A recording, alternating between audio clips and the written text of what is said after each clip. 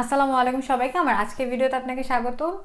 আমি জাস্ট অফিসটা শেষ করছি। অফিস শেষ করে আমার অনেক খিদা লেগে গেছিলো এবং এই জন্য আমি বসে বসে ক্যামেরা ভুলে অন করে খাইতেছিলাম। সো আমার উইয়ার্ড খাওয়ার ভিডিও দেখবেন 10 সেকেন্ড। ভিডিও শেষ। এখন ভিডিওর মেইন টপিকে আসি। আজকের ভিডিওর টপিকটা হচ্ছে যে কীভাবে আইএলটিএসের প্রিপারেশন নিতে হবে সেই রিলেটেড একটা লেসন প্ল্যান আপনাদেরকে আমি সাজেস্ট করার চেষ্টা করব। আইএলটিএসের কীভাবে প্রিপারেশন নিতে হবে, কী কী কোশ্চেন আসে, সেই কোশ্চেনের অ্যান্সার কীভাবে দিতে হয়, এগুলোর জন্য ডেডিকেটেড অনেক ভালো ইউটিউব চ্যানেল আছে। আমি তাদের সাথে আমার নিজের স্কিলকে কম্পেয়ার করতেছি না। আমি হচ্ছে যারা মনে করেন যে ফুল টাইম কাজ করে আমার মতো, আমার রাইট নাও আমার লাইসেন্সিং এক্সামের জন্য বা ফিউচার আমার ক্যারিয়ারে প্রমোশনের জন্য পড়াশোনা করতে হয় কন্টিনিউয়াসলি। আপনাদের মাঝখানে একটা অদরকারি কথা বলে নিই, আমার মিউচুয়াল ফান্ডের লাইসেন্স হয়ে গেল। আমি এখন সার্টিফাইড ফাইন্যান্সিয়াল অ্যাডভাইজার কানাডাতে।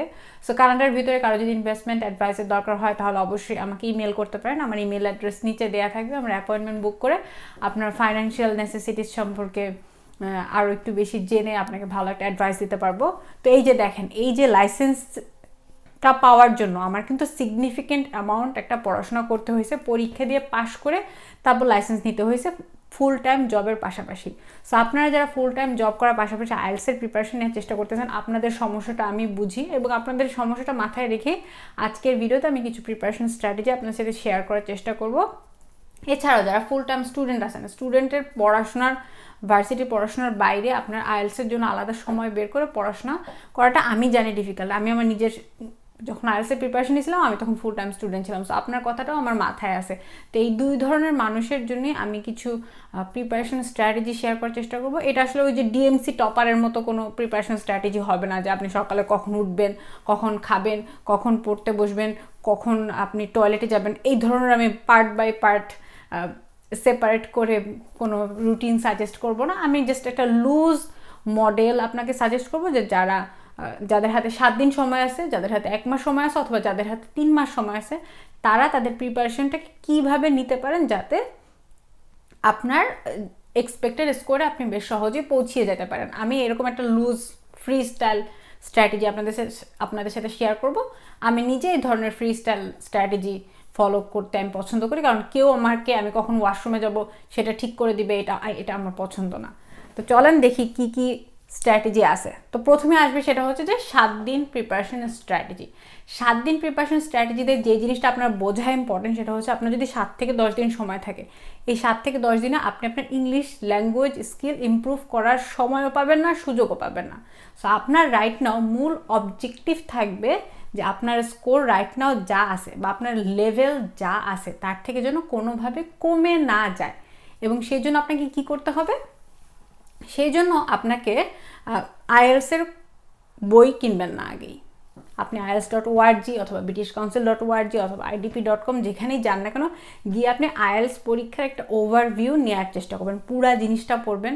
আইএলটিএসের পেপার বেস পরীক্ষা হয়, আইএলটিএসের একাডেমিক পরীক্ষা হয়, আইএলটিএসের জিটি পরীক্ষা হয়, কোনটা আপনার জন্য অ্যাপ্রোপ্রিয়েট, স্টুডেন্টদের জন্য একাডেমিক, ওয়ার্কারদের জন্য জিটি, এই জিনিসগুলো আপনি ফাইন্ড আউট করার চেষ্টা করবেন। আপনি কি পেপার বেসে পরীক্ষা দেবেন, আপনি কম্পিউটার বেসে পরীক্ষা দেবেন, কোনটা আপনার জন্য অ্যাপ্রোপ্রিয়েট সেই জিনিসটা আপনি বের করার চেষ্টা করবেন। এইভাবে একটা ডিসিশন আসার চেষ্টা করবেন এবং তারপর আপনার পরের যে 7 দিন প্রিপারেশন নেবেন সেটার বেসিসে আপনি প্রিপারেশন নেবেন। তো এই জিনিসটা আপনি করবেন, এটা অবশ্যই খুবই ইম্পর্টেন্ট। এরপরে যে জিনিসটা পড়ে সেটা হচ্ছে যে আপনার ব্যান্ড স্কোর টার্গেট কত, সেটা ধরে আপনার কত স্কোর পাইতে হবে সেই জিনিসটা বোঝার চেষ্টা করবেন। ধরেন যে আপনার ব্যান্ড স্কোর 7 আপনার টার্গেট, বা কানাডায় আসতে হলে মিনিমাম ব্যান্ড স্কোর হচ্ছে 6.5, নো ব্যান্ড লেস দেন 6। তাহলে এই যে 6.5 পাইতে আপনার কয়টা কোশ্চেনের অ্যান্সার কারেক্ট করা লাগবে সেই জিনিসটা আপনি জেনে নিতে পারেন। এই রিলেটেড একটা স্ক্রিনশট আমি ভিডিওতে দেওয়ার চেষ্টা করব। তো এই জিনিসটা আপনার জানা থাকতে হবে। এরপর আরেকটা জিনিস যেটা খুবই ইম্পর্ট্যান্ট, আমি লিখে নিচ্ছি, সেটা হচ্ছে আইএলটিএস ব্যান্ড ডেসক্রিপ্টর। এটা হচ্ছে একটা পিডিএফ ডকুমেন্ট। এখানে টেবিল আকারে বলা থাকে যে একটা নির্দিষ্ট ব্যান্ড স্কোরের মানুষকে ঠিক কিভাবে অ্যাসেস করা হয়, কোন কোন কোয়ালিফিকেশন থাকলে আপনাকে সার্টেন একটা ব্যান্ড স্কোর দিবে। যেমন আপনি যদি 7 পান তাহলে আপনি কি কি স্কিল শো করার কারণে আপনাকে তারা 7 দিবে, বা আপনি যদি 5 পান তাহলে আপনি কি কি জিনিস ভুল করার কারণে তারা আপনাকে 5 দিবে। এই জিনিসটা ইম্পর্টেন্ট কেন আমি বলি, আইএলটিএসে আপনাকে কিসের বেসিসে জাজ করা হবে সেটার কিন্তু সুনির্দিষ্ট কিছু ক্রাইটেরিয়া আছে। আপনাকে ধরেন যে অ্যাকসেন্টের উপর nobody cares about your accent, কিন্তু আপনার প্রোনাউন্সিয়েশনের উপর কিন্তু মার্কস আছে। তার মানে এই জিনিসগুলো যদি আপনার জানা থাকে তাহলে অ্যাটলিস্ট আপনি যেগুলোতে আপনাকে মার্কিং করা হবে সেই জিনিসগুলোতে আপনি ফোকাস দিতে পারবেন কথা বলার সময় বা লেখার সময়। আর যেগুলোতে আপনাকে মার্কিং করা হবে না, যেমন আপনার অ্যাকসেন্ট আপনাকে মার্কিং করা হবে না, সেই জিনিসগুলো আপনি আপনার চিন্তা থেকে বাদ দিয়ে দিতে পারেন, যেহেতু আপনার হাতে খুব বেশি সময় নেই। তো এটা হচ্ছে এরপরের স্টেজের কাজ। আর লাস্টলি যে জিনিসটা করবেন সেটা হচ্ছে আপনি 10 দিন সময় আছে, তো আপনি মিনিমাম 5টা মডেল টেস্ট দেওয়ার চেষ্টা করবেন। মডেল টেস্ট দিয়ে আমি বলবো না রিভিউ করবেন, রিভিউ করার সময় আপনি পাবেন না, বাট অ্যাটলিস্ট 5টা মডেল টেস্ট দিলে আইএলটিএসের যে কয়টা আইটেমের উপর আপনাকে অ্যাসেস করা হবে, এক্সামটা নেওয়া হবে, প্রত্যেকটা প্রিটি মাচ আপনার কভার হয়ে যাবে। আপনার পরীক্ষার হলে গিয়ে কোনো সারপ্রাইজ হবে না। এই জিনিসটা খুবই ইম্পর্টেন্ট। আর যেটা করতে পারেন সেটা হচ্ছে যে আপনি অনলাইন থেকে আইএলটিএসের অ্যান্সার শিটটা ডাউনলোড করে নিতে পারেন। অ্যান্সার শিটটা ডাউনলোড করে নিলে আপনার রাইটিংয়ে খুব ভালো হবে। 250 ওয়ার্ডসের ধরেন একটা এসে লিখতে হয়, 250 ওয়ার্ডস আপনার হ্যান্ড রাইটিংয়ে ঠিক কতটুকু, এই জিনিসটা আপনার জানা থাকতে হবে। আপনার যদি গোবদা হ্যান্ড রাইটিং থাকে তাহলে 3 পেজ লাগবে, আপনার যদি টাইনি হ্যান্ড রাইটিং থাকে তাহলে এতটুকুতে শেষ হয়ে যাবে। এই জিনিসটা আপনার আগে থেকে জানা থাকলে আপনার পরীক্ষার হলে গিয়ে আপনার ওয়ার্ড কাউন্ট করতে হবে না। আপনি জানবেন যে প্রিটি মাচ এতটুকু যদি আমি লিখি দিস ইজ 250 ওয়ার্ড।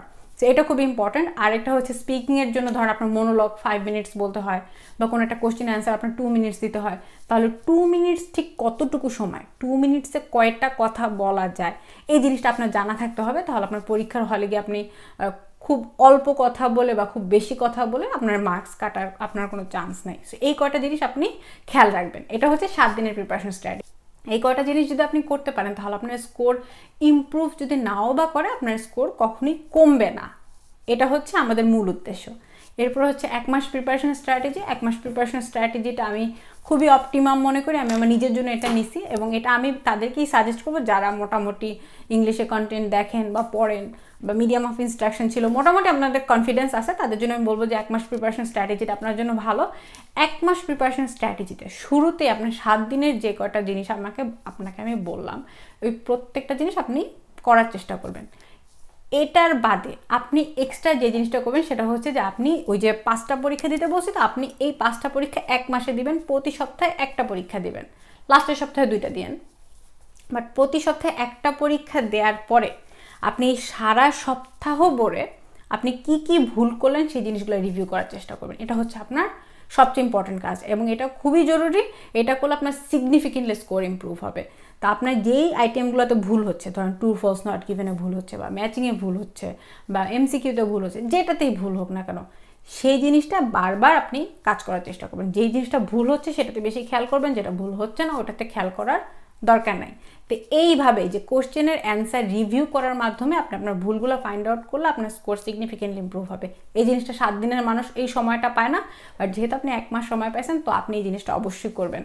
আর এছাড়া আমি যাদের মোটামুটি ধৈর্য আছে তাদেরকে আমি বলবো যে ব্যারন্স 333 হাই ফ্রিকোয়েন্সি ওয়ার্ড যে ওয়ার্ড লিস্টটা আছে সেটা আপনি শেষ করার চেষ্টা করবেন। আমি আপনাকে কোনো বই বা মুভি এগুলো সাজেস্ট করবো না, এগুলোর অনেস্টলি আপনি সময় পাবেন না, বাট আপনি অবশ্যই 333 যদি মুখস্থ করতে পারেন ব্যারন্স হাই ফ্রিকোয়েন্সি, তাহলে আপনার এটাতে অনেক বেশি লাভ হবে, রিডিং পার্টে স্পেশালি।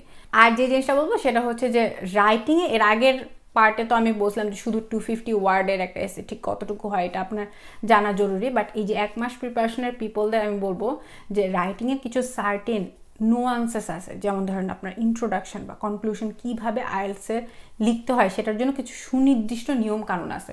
এই জিনিসগুলো আপনি যে কোনো আইএলটিএসের ভালো চ্যানেলের ভিডিও, রাইটিং রিলেটেড ভিডিও দেখলেই পাবেন। তা আপনি সেই সুনির্দিষ্ট নিয়ম অনুসারে আপনার ইন্ট্রোডাকশন এবং কনক্লুশনটা সাজানোর চেষ্টা করবেন, এবং মাঝখানে যে মেইন বডি অফ প্যারাগ্রাফ থাকবে সেখানেও তারা সার্টেন কিছু সেন্টেন্সের স্ট্রাকচার দেখতে প্রেফার করে।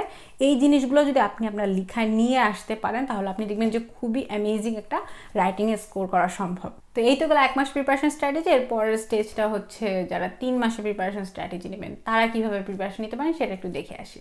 তো এই পার্টে প্রথম 7 দিনের যে স্ট্র্যাটেজিটা আমি বললাম, আপনি এই 3 মাসের মধ্যে প্রথম 7 দিনে সেই স্ট্র্যাটেজিটা ফলো করবেন। প্রথমে যে কোশ্চেন প্যাটার্ন বা আইএলটিএসের পরীক্ষায় কী ধরনের জিনিস তারা এক্সপেক্ট করে একটা স্টুডেন্টের জানার, সেই জিনিসগুলো আপনি ক্লিয়ার হয়ে নেবেন। এইখানে সবচেয়ে ইম্পর্টেন্ট 3 মাস যে স্ট্র্যাটেজি, এই স্ট্র্যাটেজিতে সবচেয়ে ইম্পর্টেন্ট যে ফ্যাক্টর সেটা হচ্ছে ডিলিজেন্টলি প্রত্যেক দিন একটা সার্টেন সময় মিনিমাম 2 ঘন্টা পড়তে বসা। এই জিনিসটা আমি ইন্সপিরেশন নিয়েছি আমার হাজব্যান্ডের কাছ থেকে। আমার হাজব্যান্ড, আমি তাকে 10 বছর ধরে চিনি, এই 10 বছরে সে কোনোদিন 1 ওয়াক্ত নামাজও মিস করেনি। তো আমি যখন তার সাথে এটা নিয়ে কথা বলেছি, সে আমাকে বলছে যে এক ওয়াক্ত নামাজ মিস করার থেকে নামাজটা পড়ে ফেলে তার অস্বস্তি কম হয়, নামাজ না পড়লে তার প্রচণ্ড অস্বস্তি হয়। তা আমি এই জিনিসটা আমার নিজের পড়াশোনার ক্ষেত্রে ইমপ্লিমেন্ট করার চেষ্টা করছি, যে আমি সবসময় একটা সার্টেন টাইমে পড়তে বসি। আমি ওইখানে পড়ি বা না পড়ি, আমার পড়ার মুড থাকুক বা না থাকুক, আমি একটা সার্টেন টাইমে প্রতিদিন পড়তে বসি। তাতে আমার একটা অভ্যাস ক্রিয়েট হয়েছে। আমি ওই সময় যদি টিভি রুমে থাকি বা অন্য কিছু করি, আমার অস্বস্তি কাজ করে। তো এইভাবে আপনি কিন্তু আপনার একটা পড়াশোনার অভ্যাস তৈরি করতে পারেন। এটা হচ্ছে প্রথমত সবচেয়ে বেশি ইম্পর্টেন্ট। তারপর আমি দুইটা জিনিস আলাদা আলাদা করে অ্যাটাক করব, সেটা হচ্ছে গ্রামার আর হচ্ছে ভোকাবুলারি। এই দুইটা জিনিস শেখার জন্য নিজেকে 2 মাস সময় দিবেন। আমি জানি 2 মাস ভোকাবুলারি গ্রামারে এক্সপার্ট হওয়ার জন্য এনাফ সময় না, বাট চেষ্টা করলে অবশ্যই অনেকটা ইম্প্রুভ করা সম্ভব। আপনি এই 3 মাসের যে স্ট্র্যাটেজিটা ফলো করলে অ্যাটলিস্ট আপনার স্কোর 1 বা 1.5 বাড়িয়ে নিতে পারবেন। তো প্রথমে আসি গ্রামারে। এতদিন আমি গ্রামারের কাউকে কোনো ভালো সাজেশন দিতে পারি নাই, কারণ আমার আসলে পার্সোনালি লাইফে গ্রামারে কখনো দুর্বলতা আমি ফেস করিনি। আমি চৌধুরী হোসেনের বই ছাড়া লাইফে কখনো গ্রামারের জন্য আর কোনো বই পড়ি নাই। কিন্তু আমি রিসেন্টলি গ্রামারের জন্য খুবই ভালো একটা ওয়েবসাইটের সন্ধান পাইছি, এবং ইস ইজ অ্যাবসলুটলি ফ্রি। সেটা হচ্ছে খান একাডেমির ওয়েবসাইট। আপনারা তো খান একাডেমির ভিডিওর সাথে পরিচিত, ইউটিউবে অনেক ভিডিও আছে, বাট আপনারা khanacademy.com লিখে সার্চ দিলে ওদের একটা ওয়েবসাইট আসে। সেই ওয়েবসাইটে তারা একদম প্রপারলি স্ট্রাকচার্ড একটা লেসন প্ল্যান তৈরি করে দিয়েছে, ধাপ বাই ধাপ আপনার ইংলিশ গ্রামার পুরোটা কভার করার জন্য। এবং ওই প্রত্যেকটা লেসনের পরে তারা আবার খুবই ইন্টারেক্টিভ ওয়েতে কিছু অ্যাসেসমেন্ট রাখছে। আপনি পরীক্ষা দিলেন, আপনার কোশ্চেন অ্যান্সার কারেক্ট হলো, মনে করেন যে বিজলি বাতি জ্বলে উঠবে, বা আপনার কোশ্চেন অ্যান্সার ভুল হলে লাল কালারের দাগ। তো এই টাইপের খুবই ইন্টারেক্টিভ মজায় মজায় গ্রামার শেখার একটা ওয়ে আছে খান একাডেমির ওয়েবসাইটে, এবং দিস ইজ অ্যাবসলুটলি ফ্রি। আপনি ইংলিশ গ্রামার শেখার জন্য অন্য যে কোনো রিসোর্স সার্চ করার আগে আমি আপনাকে রিকোয়েস্ট করবো অবশ্যই খান একাডেমির ওয়েবসাইটটা একবার ঘুরে আসবেন। তো এটা হচ্ছে গ্রামার রিলেটেড সাজেশন। আর এরপরে যেটা আসবে সেটা হচ্ছে ভোকাবুলারি। যেহেতু ধরে নিচ্ছি যে আপনার ইংলিশের স্কিল কিছুটা দুর্বল, তো আপনার ভোকাবুলারিটা বেশ পেছন থেকে শিখে শিখে আসতে হবে। তো আপনি যেটা করবেন সেটা হচ্ছে যে IELTS ভোকাবুলারি এই টাইপের কিছু লিখে সার্চ দিয়ে অনলাইনে প্রচুর ওয়ার্ড লিস্ট পাবেন। প্রত্যেক দিন একটা করে লেটার শেষ করার চেষ্টা করবেন। অ্যালফাবেটে তো 26টা লেটার, প্রতিদিন একটা করে লেটারে যে কয়টা ওয়ার্ড সে কয়টা মুখস্থ করার চেষ্টা করবেন। আমি কখনোই বলবো না ভোকাবুলারি মুখস্থ করা সহজ। ভোকাবুলারি মুখস্থ করা is one of the hardest thing I have ever done in my life. তো আপনি যেরকম এ শেষ করে পরের দিন যে বি স্টার্ট করলেন, বি স্টার্ট করার আগে আগের দিনের এতে কতগুলো ওয়ার্ড আপনার মনে আছে সেটা নিজেকে একটু পরীক্ষা করার চেষ্টা করবেন। এবং যখন সি স্টার্ট করবেন তখন এ আর বিতে কী কী ওয়ার্ড ছিল সেই জিনিসটা আবার রিভিউ করে তারপরে সিতে যাবেন। এবং মাঝে মাঝে ওই জিনিসগুলা ইউজ করে, ওই ওয়ার্ডগুলো ইউজ করে সেন্টেন্স মেক করার বা কথায় বলার চেষ্টা করবেন। এটা করলে আপনার কিছুটা সহজ হবে। আমি বলবো না ভোকাবুলারি মুখস্থ করা সহজ। আমি আমার লাইফে যা কিছু মুখস্থ করেছি তার মধ্যে vocabulary was the hardest thing to memorise. তো এই হচ্ছে ভোকাবুলারি আর গ্রামার নিয়ে কথাবার্তা। নিজেকে 2 মাস সময় দিবেন আপনার ইংলিশের স্কিল ইমপ্রুভ করার জন্য, এর থেকে বেশি না। প্রথম 7 দিন জাস্ট পরীক্ষার প্যাটার্নটা সম্পর্কে ডিসিশন নেবেন। মাঝখানে 2 মাস হচ্ছে আপনার ইংলিশের স্কিল ইমপ্রুভ করবেন, গ্রামার এবং ভোকাবুলারি। আরও 2টা জিনিস আসবে, আমি পরে বলতেছি। আর লাস্টের 1 মাসে আপনি ওই যে আমি 1 মাসের প্রিপারেশনে যে পরীক্ষা দিয়ে দিয়ে নিজেকে অ্যাসেসমেন্ট করে করে ভুলগুলা বা উইকনেসগুলো ইমপ্রুভ করার চেষ্টা করেন, ওইটা করবেন হচ্ছে লাস্টের 1 মাস। আর এই ভোকাবুলারি গ্রামার পড়ার পাশাপাশি আপনি যে 2টা কাজ করবেন সেটা হচ্ছে প্রচুর ইংলিশের ম্যাটেরিয়াল আপনি এক্সপ্লোর করবেন। সেটা পডকাস্ট হতে পারে, সেটা আপনার ইউটিউবের ভিডিও হতে পারে, সেটা মুভি হতে পারে, সিরিজ হতে পারে, যাই হোক না কেন এগুলো বেশি বেশি দেখার চেষ্টা করবেন। আমি বলবো না যে খুব ভাবগাম্ভীর্যপূর্ণ কিছু দেখতে, জাস্ট আপনার যেটা পড়তে ভালো লাগে সেই জিনিসটা বা যেটা শুনতে ভালো লাগে সেই জিনিসটা শুনবেন। তবে এখানে একটা জিনিস বলে রাখা খুবই জরুরি, আমি কোনো ভিডিওতে এটা বলতে শুনি নাই, সেটা হচ্ছে আইএলটিএসে কিন্তু ব্রিটিশ অ্যাকসেন্ট এবং অস্ট্রেলিয়ান অ্যাকসেন্টে ইউজুয়ালি লিসনিংটা তারা বলে, যে কনভারসেশনগুলো আপনার শুনতে হবে। তো আমরা কিন্তু ইউটিউবে যে ভিডিওগুলো দেখি অথবা আমরা যে মুভিগুলো দেখি ম্যাক্সিমাম টাইমে তার আমেরিকান অ্যাকসেন্টে কথা বলে।